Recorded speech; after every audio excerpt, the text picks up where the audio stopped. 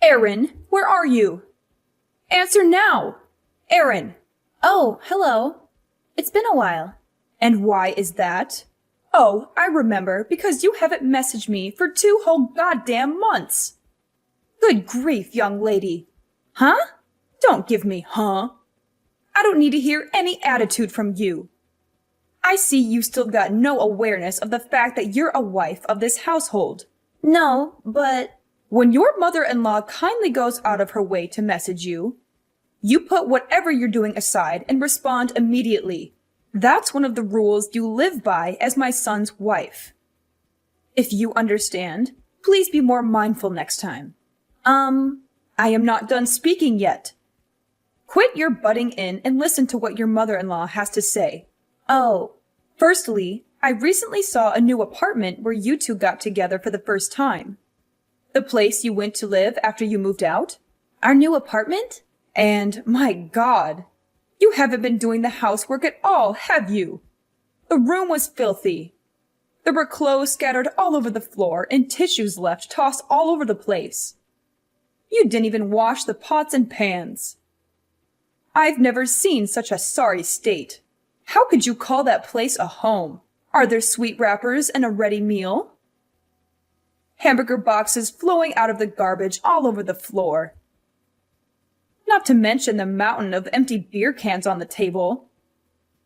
My little Seth doesn't drink alcohol, so they could only be yours. They were, weren't they? Admit it. No, I have allergies and break out in rashes when I drink alcohol. Be quiet, young lady. I did not give you permission to speak. Oh, sorry. To top it all off, the place was covered in dust. You haven't been vacuuming at all, have you? I only allowed you to continue working after you got married because you said you'd have no problem juggling your work with the housework. But if you're not capable of looking after your husband, I suggest you resign immediately so you can focus on your womanly duties. This is why women should stay-at-home housewives once they are married. Are you finished now? What? You appear to be making a lot of misconceptions, so allow me to correct you. Don't talk back to me, young lady. Me and Seth are already divorced. Yes, I'm aware of that. Huh? If you know, then why are you throwing around words like mother-in-law and wife? Why wouldn't I? Come on, Aaron. Please use your brain for once. Even if you're divorced, as long as you and my little Seth are living together, you're still his wife. And you still have a role to fulfill in our family. It's your sacred duty and obligation to serve your husband with devotion and loyalty, and to display the proper respect towards me, your mother-in-law. Do you have any idea how little sense what you're saying makes? The fact that we're divorced already makes us strangers now. We stopped being a couple and started leading separate lives the moment the divorce was finalized. Which is why any notion that I have to look after or fulfill my womanly duties towards him are ridiculous, plain and simple. I already warned you, young lady. Don't talk back to your mother-in-law. I'm not talking back. I'm having a normal conversation with you, like a reasonable human being. Reasonable? Which part? Let me say it once more. I'll make it crystal clear this time to help you understand. Any woman who doesn't look after her husband is a failure of a wife. If you can't keep on top of the housework while working, then hurry up and quit your job already. How about I contact your company and tell them you've decided to step down to focus on being a housewife? No, stop it. I don't think there's any danger of them taking a resignation declared by some stranger over the phone seriously. But I don't want to cause them any inconvenience. Then just quit now while you still have some dignity left. Let's face it, after seeing how lazy you are at home, you're probably a burden to them too. I'm not a burden, actually. I'm a high-valued employee. And besides, if I want to quit, I wouldn't be able to make ends meet. Oh, don't talk such nonsense. Are you seriously saying that my little Seth's salary alone isn't enough to keep you going? But I already told you we're not living that kind of life together anymore. I think what you meant to say is that you're a shameful disappointment of a wife. Looking after the household by skillfully managing the finances is a wife's duty. But we already divorced, and I'm not his wife anymore. How many times do I have to say it? Lord, give me strength. Give it a rest. You're like a broken record. Just because you're divorced doesn't mean you can start neglecting the housework and living like swamp rats. Oh, my poor Seth. In that case, you're wasting your time. I live in a different state now. What? My company offered me a transfer as soon as the divorce went through. So I took them up on it and moved out of the state. Good grief. A wife who goes off on solo business ventures away from her family? I've never heard anything so absurd in my life. Like I told you, I'm not your son's wife anymore. And you're not my family. Quit your job and come back immediately. Huh? That said, I may be firm, but I'm also kind, which is why I'm willing to grant you some leeway. Common sense dictates the resignation procedures usually take about a month. So I'm very kindly willing to give you 30 days to make the necessary arrangements and come back. I'll look after little Seth in the meantime. So hurry up and quit your job and move back here so you can be by our side again. I told you, we're divorced. Quit talking nonsense. Now you're just arguing for argument's sake, young lady. Nonsense? You heard me.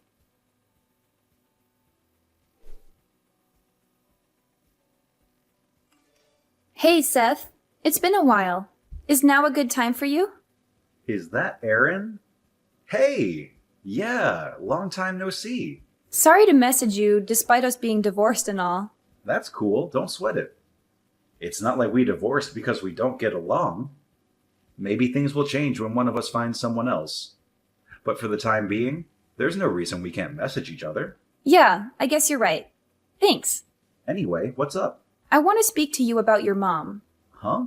My mom? She's not causing problems again, is she? Darn it. Well, you could say she's causing problems. It's more that she doesn't listen to a word I say. It's like talking to a brick wall. What happened? Well, to sum it up, even if you are divorced, as long as you two live together, you're Seth's wife. And as long as you're his wife, you need to look after him. If you can't keep on top of the housework while working, then quit your job. That's basically the gist of it. What did you say to her? I told her that me and you are strangers since we divorced. And I keep insisting I'm not your wife anymore. So I have no obligation to do any of that. But she just keeps coming back at me with her favorite. I know you may be divorced, however, yada yada yada. The conversation goes nowhere because she ignores everything I say on a fundamental level. I give up. Oh yeah, that reminds me. Just like always, she refers to you as her little Seth. It's like you're an 8-year-old kid to her. Oh, I'm sorry. Does this still upset you? Well, about that. As soon as our divorce went through, my dad also moved out. And now my parents are living separately. Ever since then, her over-interfering in my life reached levels previously unimaginable. It got so bad I couldn't take it anymore. I was so desperate to get away from her. I snuck out of the house in the middle of the night a week ago so I could finally be free of her. I see. Sounds like it's been tough for you too, Seth. My mom was the reason we divorced in the first place, after all. I felt so guilty about you having to put up with her. I thought at least if we divorced, you'd be able to escape from it all. But even that didn't work, did it? It would seem I underestimated her. I'm fine, really. Don't worry about me. Actually, I got a transfer at the company, and I'm living far away in a different state. Now there's no danger of her following me and causing me problems. In fact, she couldn't possibly. Oh, really? I'm pleased to hear that. More importantly, what about you, Seth? If anything, it sounds like things might be more difficult on your end. Me? Well, you see, your mom insisted she was going to go over and start looking after you. Since I was failing to fulfill my womanly duties towards you with working all the time. Which means she must know your current address? What? But I didn't tell her. Really? Based on the messages yesterday, I kind of got the impression she was already at your apartment. Is there a chance she found your new address somehow and snuck in while you weren't home? No, I really don't think that's possible. You sure? I got a transfer at work the other day, too. I'm staying at a company-provided dormitory right now. The rules state that non-employees aren't allowed to enter without permission under any circumstances, even visiting family members. It's a long way from Mom's house. I don't think she can make it this far out, even if she did know my address. I see. Huh. Yeah, it's a mystery. You can say that again.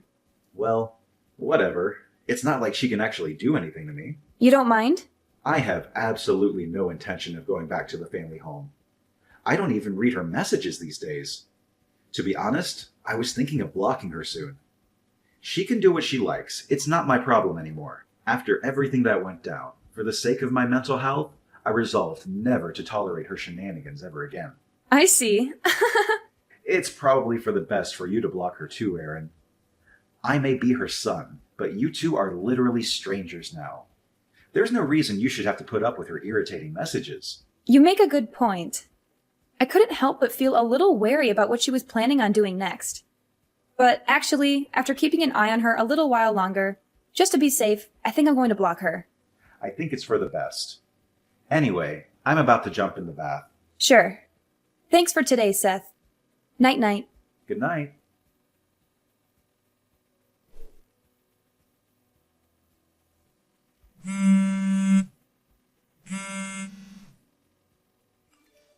Aaron, answer! What the hell is going on? You've got some explaining to do. What do you mean? Some strange woman walked in while I was cleaning little Seth's room. She yelled, "Who are you? What are you doing in my apartment?" Before I could even figure out what was going on, some middle-aged guy bolted in. They started shouting like crazy lunatics and threatened to call the police. They were saying such awful things to me, Aaron. It was horrible. I was so startled I ran to the bathroom and locked myself in. What's going on? Explain. Oh no, you didn't. Goodness me. There's no way. You didn't, by chance, enter a complete stranger's house, did you? Huh? Where are you right now? In the apartment in Rainbow Town. What? Oh my god. That's not the room in the tower block called Comfort Heights, is it? Tell me it isn't. Yes, it is. What of it? Room 202. I came to clean this filthy mess of a room for my little Seth. Since you were too busy playing the important office lady to fulfill your womanly duties. You and little Seth are living together here, right? Why do you think that? Because there are 2 sets of plates and cutlery. But then this happened. I have no idea what's going on. Listen, Marissa, the apartment you're in right now belonged to my aunt who let me stay with her for about 10 days after me and Seth finished with divorce proceedings. Wait, what? Your aunt? However, my aunt moved out a month ago. Based on what you're telling me, it seems like some new people moved in. But that doesn't make any sense. I found this address in my little Seth's room. It was written on a notepad I found on his desk. He probably wrote it down when I told him where I was staying. Huh? I had a lot of stuff when I moved out, but I didn't want to hang around and get in his way for too long. So he said if I forgot anything, he'd send it later on in the post.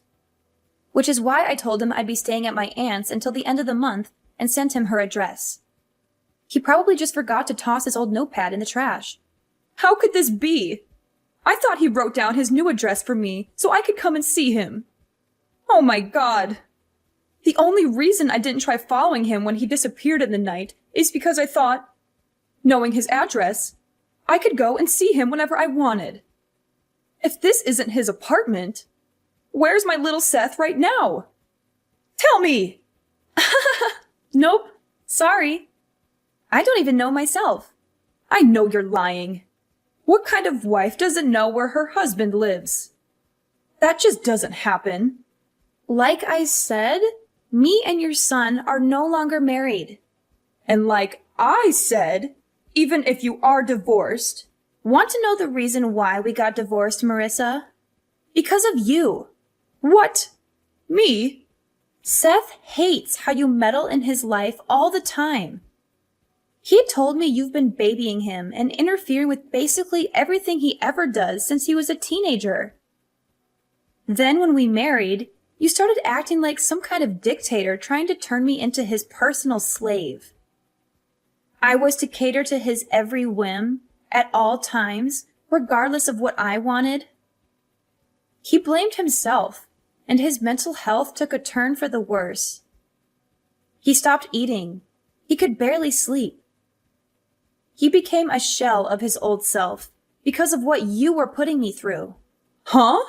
After a long, difficult decision, me and him decided that a divorce would be the best way to reduce the burden on both of us. So that's where we are now. Oh my God. I just wanted my cherished, beloved Seth to be happy. Is that a crime? He's the one who said he hates you interfering.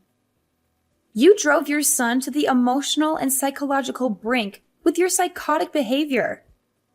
Does that sound like happiness to you? Oh my God. What is this? I don't even... Is everything all right? What do you mean? I seem to remember you saying something about being locked in a stranger's bathroom. This is bad. I can hear police cars outside. That tends to happen when you illegally enter strangers' homes.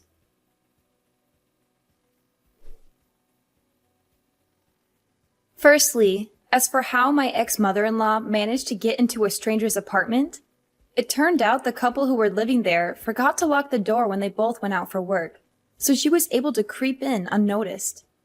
She found a key. They left it out on the table, and she took it upon herself to have a copy made at a local locksmith. She returned to the empty apartment for several consecutive days while its inhabitants worked, where she continued diligently looking after her son. Eventually, she ran into the poor, unsuspecting couple one day as they came back from work. Naturally, she calls the police a major nuisance when they were swiftly dispatched to deal with a strange woman hiding in their bathroom. The incident ultimately ended up being the straw that broke the camel's back when my ex-father-in-law, from whom she had been living separately, finally divorced her. Apparently, she broke down into tears, screaming, wanting to be alone, not even knowing where her little beloved Seth had moved away to. Her own parents were no longer around, and she didn't have a soul in the world to rely on. Thus began her life alone. Now I'm living happily in an apartment my company provided for me when I transferred. I did get one last message before I blocked her, bemoaning how she cries herself to sleep every night because of me.